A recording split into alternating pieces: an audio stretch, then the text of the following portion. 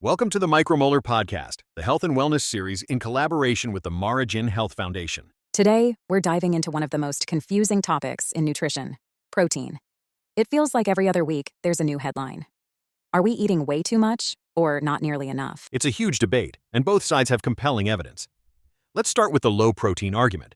This perspective is really driven by longevity research. Scientists have found that reducing protein intake can lower activity in certain cellular pathways, like IGF-1 and mTOR.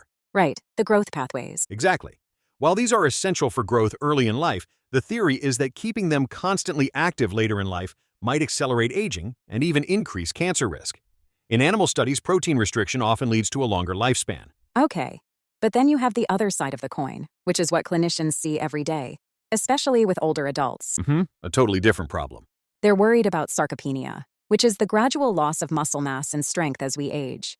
Inadequate protein intake can make this much worse, leading to frailty, falls, and a loss of independence. From their perspective, what's the point of a few extra years if you can't enjoy them? That's the core conflict. And it gets even more complex because the answer might change depending on how old you are. A healthy 40-year-old and an 80-year-old are facing very different biological challenges. That makes sense. Some researchers now suggest that it might be optimal to have lower protein intake during midlife to reduce those aging signals, but then increase it later in life to fight off muscle loss. It really comes down to a difference between lifespan and health span. Lifespan is simply how long you live, while health span is how long you remain healthy and functional. You can have a long lifespan, but a short health span. The question is, which one are you optimizing for? I think most people, if they really think about it, would choose health span. They want to be active, independent, and clear-headed for as long as possible. And that's where the idea of protein quality comes into play. Animal proteins, for instance, are complete, meaning they have all 9 essential amino acids our bodies can't make. Plant proteins are often incomplete, but you can get everything you need by eating a variety of sources, like rice and beans, for example. Right.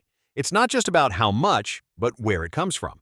Many studies that link high protein to negative outcomes are looking at diets high in processed meats and saturated fats. Protein from fish, legumes, or dairy might have entirely different effects. So, the big takeaway is that there isn't one perfect answer. The right amount of protein really depends on your age, your activity level, your overall health, and most importantly, your personal goals. That's it exactly. The debate isn't about whether protein is good or bad, but about what outcome you value most. The challenge now is figuring out how we can achieve both a long life and a long, healthy, functional life simultaneously. That's all the time we have for today. Thank you for tuning in to the Micromolar Podcast.